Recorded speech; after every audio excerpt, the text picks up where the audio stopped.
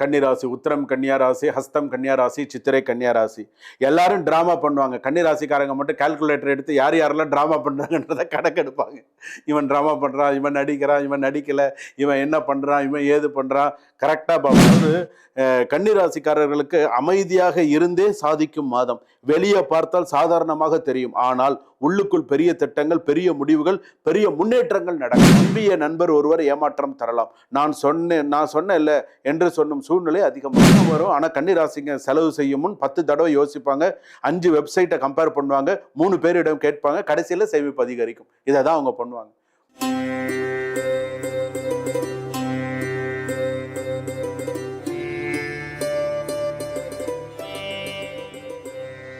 ஜனனி ஜன்ம சௌக்கியானாம் வர்தனை குல சம்பதாம் பதவி பூர்வ புண்ணியானாம் லிக்கியதே ஜன்ம பத்திரிகா கஜானனம் பூதகணாதி சேவிதம் கபித்த ஜம்பு பலசார பக்ஷிதம் உமாசுதம் சோக விநாச காரணம் நமாமி விக்னேஸ்வர பாதபங்கஜம் ஆதித்யாயச்ச சோமாய மங்களாய புதாயச்ச குரு சுக்ர சனிபியஸ்ச ராகவே கேதவே நமஹா. உலகெங்கும் வாழக்கூடிய ஜோதிடர் யுகம் நேயர்கள் அனைவருக்கும் வணக்கம். நான் உங்கள் டாக்டர் வி ராஜ்குமார் சிவாச்சாரியார் பேசுகிறேன். எல்லாரும் எப்படி இருக்கீங்க? நலமா இருப்பீங்க நம்புறேன். உங்கள் எல்லாரையும் இந்த காணொளி மூலமாக சந்திப்பதில் மிக மிக மிக மகிழ்ச்சி. அடுத்ததாக நான் ஒரு விஷயம் சொல்லணும். அடுத்ததாக நம்ம இப்போ பார்க்கறது ஆனி மாத ராசி பலன்கள். ராசி பலன் ஆரம்பிக்கிறதுக்கு முன்னாடி ஒரு வார்த்தை, இன்பமே சூழ்க எல்லோரும் வாழ்க. இந்த ஆனி மாத ராசி பலன்கள் அப்படின்னு சொல்லும் பொழுது ஏன் சுவாமி நம்ம ஆனி மாதத்துக்கு ராசி பலன் இந்த மாதிரிலாம் நமக்கு இருக்கா, இந்த மாதிரிலாம் ஏதாவது சில சூழ்நிலைகள் இருக்கா அப்படின்னு கண்டிப்பாக உண்டு. எப்படி அப்படின்னா, இப்போ மேஷராசியில் மேஷத்தில் சூரியன் இருந்தால் மேஷம், ரிஷபத்தில் சூரியன் இருந்தால் நீங்கள் பிறந்த சூரியன் எந்த ராசியில் இருக்கோ அதுதான் நீங்கள் பிறந்த தமிழ் மாதம். இப்போது ரிஷபத்திலிருந்து மிதுனத்துக்கு சூரியன் போகும் பொழுது, மிதுனத்தில் சூரியன் இருக்கும்போது ஆனி மாதம், சித்திரை வைகாசி ஆனி மாதம். இப்போ அந்த ஆனி மாதம் அப்படின்னு சொல்லும்போது, இந்த ஆனி மாதத்தில் கிரகங்கள் எந்தெந்த இடத்துல எந்தெந்த ஸ்தானத்தில் இருக்குது. மேஷத்தில் செவ்வாய் இருக்கார், மிதுனத்தில் சூரியன் புதன் மாதிரி கிரகங்கள், சந்திரன் இன்னைக்கு தேதியில் நம்ம பார்க்கும் பொழுது, அதே போல் கடகத்தில் குரு சுக்ரன், அதே போல் சிம்மத்தில் கேது, கும்பத்தில் ராகு, அதே போல் மீனத்தில் சனி, இந்த மாதிரி கிரக அமைப்புகள். அப்போ இதை வச்சு இந்த ஆனி மாத ராசி பலன்கள் எப்படி அப்படிங்கிறத நம்ம சொல்லலாம். எப்படி சொல்லலாம்னு, இந்த 12 ராசிக்குமே எது எதெல்லாம் நல்லது, எது எதெல்லாம் கெடுதல் உண்மையே இருக்கு. ஏன்னா சில விஷயங்கள்லாம் இருக்கு. எந்தெந்த விஷயத்துல நீங்க கவனமா இருக்கணும், எந்தெந்த விஷயத்துல எச்சரிக்கையா இருக்கணும், எந்தெந்த விஷயத்துல நீங்க எச்சரிக்கையா இல்லையோ அந்த இடத்துல ஒரு அலர்ட் மணி மாதிரி அடிக்க ஆரம்பிச்சிடும். ஸோ அதனால தான் இந்த ராசி பலன்கள். ஸோ இந்த மாசத்துல நீ இப்படி இருக்கணும், இந்த மாசத்துல நீ இப்படி இருக்கணும் அப்படின்னு சொல்லி சில பேருக்கு, சில ராசிகளுக்கு புதிய விதி பாதையை காட்டும் அப்படின்னு சொல்லலாம். சில ராசிகளுக்கு கஷ்டப்பட்டவர்களுக்கு களம் மாறும் நேரம், பொறுமையாக இருந்தவர்களுக்கு பலன் கிடைக்கும் நேரம் அப்படின்னு கூட சொல்லலாம். பணம், வேலை, காதல், குடும்பம், தொழில், எந்த ராசிக்கு ஏற்றம், எந்த ராசி அலர்ட்டா ஜாக்கிரதையா கரெக்டா இருக்கணும். 12 ராசிக்கும் சொல்ல போறேன் எப்படி இருக்கு, என்னென்ன பண்ணணும், எந்தெந்த ராசிகள் கொஞ்சம் விபரீதமா இருக்கு, எந்தெந்த ராசி ஸ்மூத்தா ஓரளவுக்கு கொண்டு போயிடுவாங்க ஆனி மாதம். ஏன்னா நமக்கு இன்னைக்கு இருக்கிற இந்த உலகத்துல நித்தியகண்டம் பூர்ணாயுசா இருக்குங்க. ஒரு நாளும் நமக்கு என்ன நடக்கும்னு நமக்கு தெரிய மாட்டேங்குது. அந்த மாதிரி உள்ள உலகத்துல நம்ம வாழ்ந்துகிட்டு இருக்கோம். நித்தியகண்டம் பூரணாயுசுன்னு சொல்றாங்களே, அந்த மாதிரி விதி எழுதாததை முயற்சி எழுதும் மாதம் ஆனி மாதம். காத்திருந்தவர்களுக்கு கதவு திறக்கும், அவசரப்பட்டவர்களுக்கு பாடம் புகட்டும். நீ அவசரப்படுறியோ உனக்கு பாடம் புகட்ட போறது. இந்த மாதம் உனக்கு ஒரு முடிவு எடுத்தால் வாழ்க்கை மாறலாம். சில ராசிகளுக்கு ராஜயோகம், சில ராசிகளுக்கு எச்சரிக்கை மணி. ஸோ கவனமா இரு. இந்த 12 ராசி முழுமையாக நிற்கல. அப்போ உன் ராசிக்கு என்ன சொல்கிறேன், உன் ராசிக்கு என்ன அப்படிங்கிறது நீ தெரிஞ்சுக்கலாம். உழைப்பவர்களுக்கு உயர்வு உறுதி, அலட்சியம் செய்வதற்கு அலர்ட் உறுதி அப்படின்னு சொல்லலாம். மேஷம் முதல் மீனம் வரை உங்கள் ராசிக்கு ஆனி மாதம் என்ன செய்தி கொண்டு வருகிறது, முழு பலன்களை நீங்கள் பாருங்க. கன்னிராசி நேயர்களே எப்படி இருக்கீங்க? நான் உங்கள் மக்கள் ஜோதிடர் பேசுகிறேன். கன்னிராசி, உத்திரம் கன்னியா ராசி, ஹஸ்தம் கன்னியா ராசி, சித்திரை கன்னியா ராசி.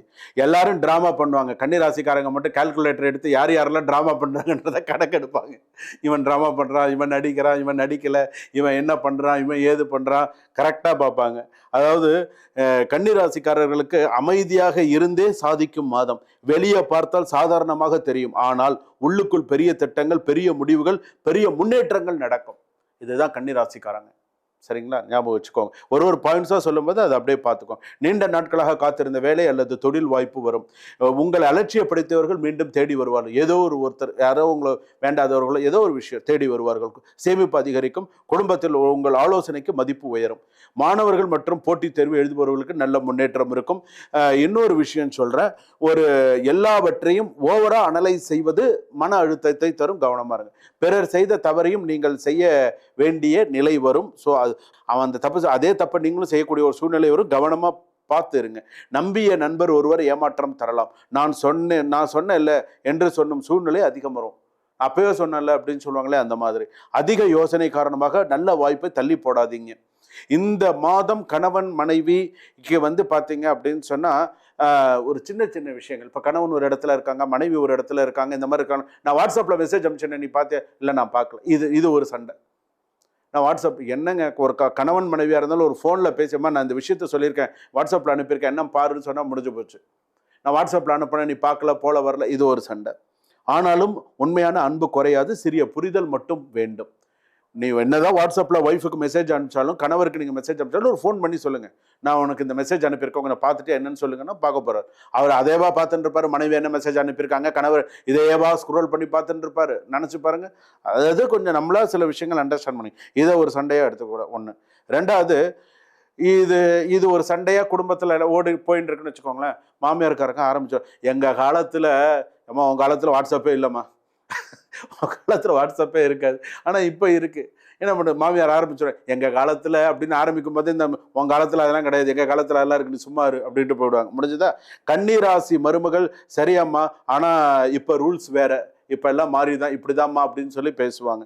இப்படி தலைமுறை டிபேட் தரலாம் கூட சொல்லலாம். ஆனால் பெரிய பிரச்சனை எல்லாம் கிடையாது. எல்லாம் ஒரு சந்தோஷமா சிறு சண்டைகள் இதெல்லாம் அப்படியே கொஞ்சம் கேஷுவலாக அப்படியே போயிடும்னு வச்சுக்கோங்களேன். ஓகே. அதே போல் நாத்தனார் உறவினர் சில விஷயங்கள் அப்படின்னு எடுத்துப்பட்டு வச்சுக்கோங்களேன். இவங்க இந்த கன்னிராசிக்காரங்களை இப்போ என்ன தெரியுமா கேட்க போகிறாங்க? இந்த ஆணி மாதத்தில் இது கண்டிப்பாக நடக்கும், நீங்கள் வேணால் பாருங்கள். எப்படின்னு கேட்டிங்கன்னா, எப்போ வீடு வாங்க போகிறீங்க? வாங்குகிறோம்.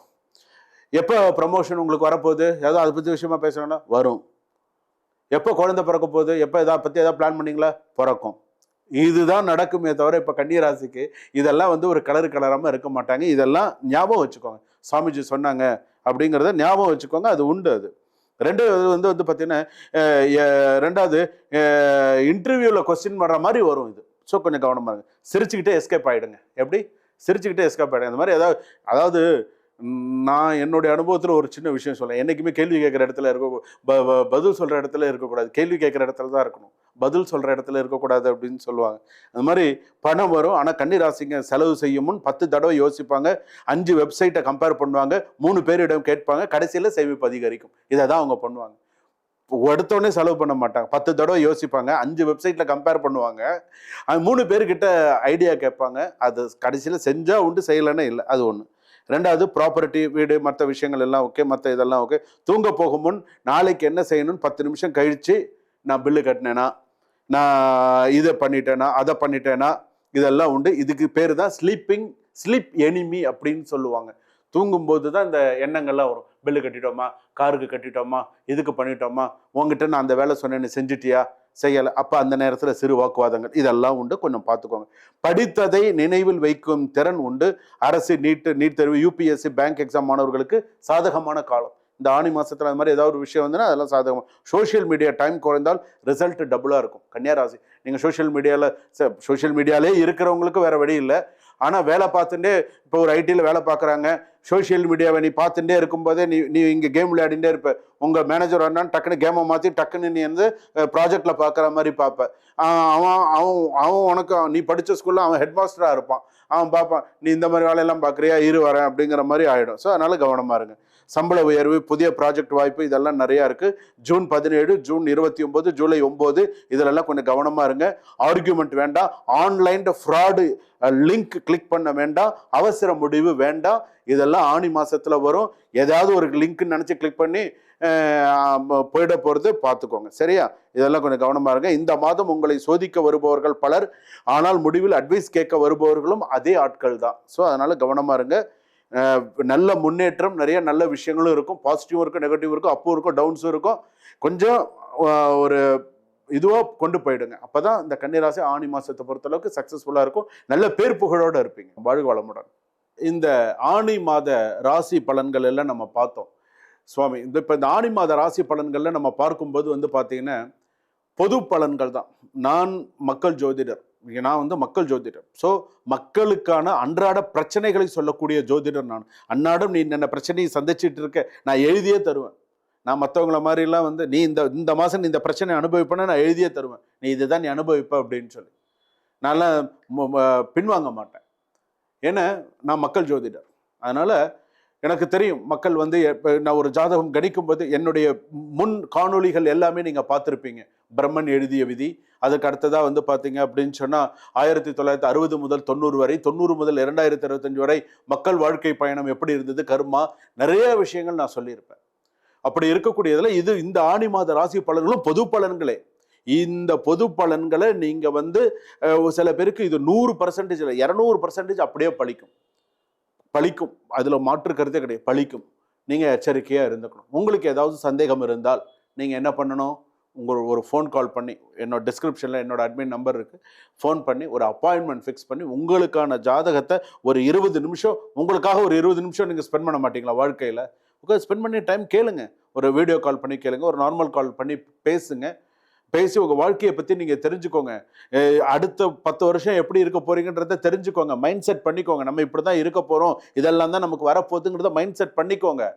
அப்புறம் பாருங்க வாழ்க்கை எப்படி இருக்கு. உங்களுடைய பூஜையும், உங்களுடைய தெய்வ பக்தியும், உங்களுடைய சில விஷயங்களும், என்னுடைய ஆசீர்வாதமும் எப்படி இருக்கு என்னங்கிறது நீங்க பிறகு பாருங்க. தெய்வத்துடைய பூரண ஆசீர்வாதம் உங்களுக்கு எல்லாருக்குமே உண்டு. சுபம். வாழ்க வளமுடன்.